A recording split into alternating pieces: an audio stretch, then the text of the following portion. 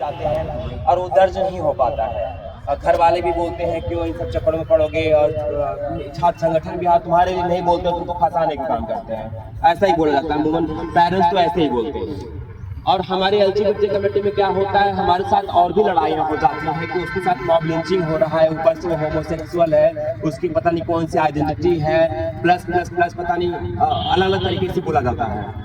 अभी एक लड़का था आरवे, जो इसकी मम्मी आरती मल्होत्रा जो है, उन्होंने अपने बेटे के न्याय के लिए इतने साल अकेले संघर्ष किया, चाहे वो एलजीबीटी कम्युनिटी के एनजीओ या संस्थाएं रही हो या दूसरे एनजीओ संस्थाएं रही हो। उन्होंने उसके लिए बहुत सारे संगठन, बहुत सारा एक तरीके से आंदोलन करने की कोशिश किया, मांग करने की कोशिश किया, लेकिन आरवे को तो अभी किसी उसके कोई जिक्र ही नहीं है कि उसको इंसाफ कब मिला गया, उसको बात को ही कब किया जाएगा। आरवे को तो हम जान रहे हैं कि उसकी मम्मी ने साहस किया, आरती मल्होत्रा ने, और वो विभिन्न मंचों पे जाकर के उसके लिए बोलती हैं, लेकिन आरवे के जैसे पता नहीं कितने लड़के, कितने लड़कियां और कितने एलजीबीटी कम्युनिटी के जो लोग हैं, चाहे वो ट्रांसजेंडर हुए, चाहे वो क्वियर हुए, उनका कभी दर्ज ही नहीं हो पाता है। मैं यहाँ पे विश्वविद्यालय में एलएलबी का लास्ट सेमेस्टर का स्टूडेंट हूँ, मेरा 5th सेमेस्टर हो चुका है, 6th सेमेस्टर का स्टूडेंट हूँ। और यहाँ पर भी जब प्रोफेसर्स को बहुत सारे पता चला कि मैं एलजीबीटी कम्युनिटी से बिलोंग करता हूँ, तो बहुत सारे नए प्रोफेसर्स, टीचर्स ने सपोर्ट भी किया, लेकिन कुछ टीचर्स एंड जो प्रोफेसर्स जो कि मुझे पहले मानते भी थे कहीं ना कहीं, मेरे सेक्सुअलिटी जानने भर से उनका रवैया मेरे प्रति इतना बेहुदा वर्ड यूज करना चाहिए कि मतलब उनसे कोई मतलब ही नहीं। अगर मैं क्लास में अगर कुछ क्वेश्चन भी करता हूँ तो वो उसका जवाब नहीं देते हैं, नाम लेना उचित नहीं होगा। और मजबूरन में हमारे यहाँ पे हमको लगता होगा कि पूरे विश्वविद्यालय में एलजीबीटी समुदाय से बहुत कम लोग हैं, ऐसा नहीं है। मैं उस संगठन में काम करता हूँ तो मुझे अच्छे से पता है यहाँ पे एलजीबीटी समुदाय के बहुत सारे लोग हैं, बट मजबूरी है, फैमिली की मजबूरी है, परिवार की मजबूरी है, और यूनिवर्सिटी में भी हम भले ही हम यहाँ आपके सामने बात कर रहे हैं, हम इतने प्रगतिशील संगठन से जुड़े हुए हैं, लेकिन हमारा फ्रेंड अगर कभी कोई बोल दे कि हम गे हैं, हम बाइसेक्सुअल हैं, एलजीबीटी समुदाय से हैं, तो हमारे भी मुंह कुछ सेकंड के लिए बन ही जाते हैं, और उसमें रवैया में बहुत फर्क आ ही जाता है। बहुत ही कम लोग होते हैं जिनके रवैया में फर्क नहीं आता है।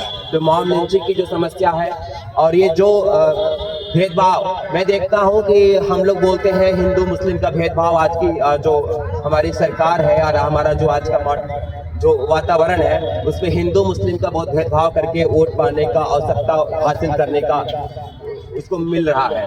लेकिन अगर हम देखें, जहाँ केवल हिंदू है वहाँ भी भेदभाव की कमी नहीं है। अगर ये केवल मुस्लिम हिंदू की भेदभाव होती तो हिंदू सोसाइटी में भेदभाव नहीं होता, वहाँ ब्राह्मण क्षत्रिय ठाकुर का भेदभाव नहीं होता।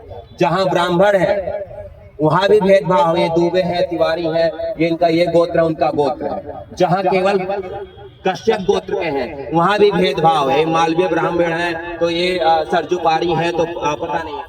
मैं भी बाय डिफॉल्ट ब्राह्मण परिवार से बिलोंग करता हूँ, मुझे आज तक नहीं पता था कि इतने भी इसमें भी इतने सारा होता, जितना मुझे इलाहाबाद में आके पता चला कि आप दूबे हैं, कौन से दूबे हैं, तो मालवीय ब्राह्मण है तो आप सरजुपारी वालों से कम है, तो आप इनसे ज्यादा हैं, तो इनसे ऊपर है। ये इतना सारा चीज ब्राह्मणों में भी है। और अगर हम देखते हैं कि अगर मुसलमान समाज जहाँ भी केवल रहता है उनके में भी भेदभाव की कमी नहीं है। मुस्लिम लॉ में मैंने पढ़ा, उनमें भी शिया सुन्नी और उसमें भी पता नहीं कितने सारे रूल रेगुलेशन है।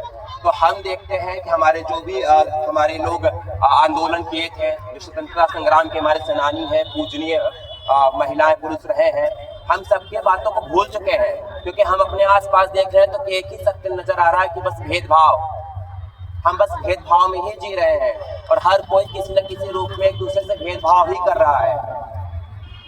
जबकि अभी बात करते हैं, मैं एलएलबी कर रहा हूँ और मैं ब्लॉगर भी हूँ, फला फला ढिमकाना धमकाना, बहुत सारी चीजें जिसकी होती हैं। लेकिन अगर मैं कहीं भी जाके बोल दूं कि I belong from LGBTQ plus community, मेरा जो भी किया कर्म है सब कुछ वो भूल जाते हैं, बस उनको एक चीज याद आता है कि मैं एलजीबीटी कम्युनिटी से हूँ। हमारा कोलैबोरेशन में हम काम करते हैं महामंडलेश्वर स्वामी कौशल्यानंद टीना माँ से, तो उनके साथ में एक बार हम गए थे किसी इवेंट में, जगत जागरण में हुआ था, तो हम उनके साथ में काम, मतलब हमारा स्पीच वगैरह चल रहा था, तो मेरे फूफा जी ने बोला, लिटरली उनका यही वर्ड था कि तुम एक छत के साथ क्यों काम कर रहे हो। वो दर्जा प्राप्त राज्य मंत्री हैं, वो ट्रांसजेंडर वेलफेयर बोर्ड में वरिष्ठ सदस्य हैं, वो समर्पित ट्रस्ट की राष्ट्रीय अध्यक्ष है, इतना सारा काम करती हैं। उनके लिए कोई मायने नहीं रखता है कि उनके आश्रम में इतने ट्रांसजेंडर लोगों को, इतने किन्नर लोगों को आश्रय दे करके रखी हैं, वो इतने सारे लोगों का पालन पोषण कर रही है। कोई मतलब नहीं, सब कुछ दब गया। मेरे फुफ्फा की नजर में बस एक चीज उनको दिखा कि वो हिजड़ा, छक्का या फिर ट्रांसजेंडर या किन्नर है। तो भेदभाव अगर वही कोई मर्द रहा होता या फिर औरत रही होती तो हमारे फुफ्फा बहुत खुश होते और उस फोटो को अपने स्टेटस पे, अपने हर जगह ग्रुप में, फैमिली ग्रुप में, रिश्तेदारों में भेजे होते। इस तरह का कमेंट नहीं करते। तो क्या एक सेक्सुअल ओरिएंटेशन या एक अलग सोचना या अलग तरीके से दिखना सब चीजों में इतना भारी हो जाता है? हमारे भी बीच में से बहुत सारे साथियां होते हैं जो बहुत पुरुष की तरह जो पुरुष होते हैं वो औरतों की तरह थोड़ा सा उनका लचीलापन होता है। बहुत सारे औरतों को पुरुषपन होता है, जिसमें बहुत सारे भेदभाव झेलने पड़ते हैं। और मुझे खुशी है, मुझे बताया जा रहा था कि AISA जो संगठन है वो LGBT समुदाय को लेकर के बहुत सारी जगहों पर चर्चाएं करते रहता है और मुझे इसका खबर भी मिलता है। और इसके लिए मैं इस संगठन को बहुत बहुत धन्यवाद भी देना चाहूँगा और मुझे यहाँ पर आमंत्रित करने के लिए बहुत बहुत धन्यवाद। लाल सलाम, सतरंगी सलाम। शुक्रिया साथी बिल्कुल। साथियों अब बातचीत की अगली कड़ी में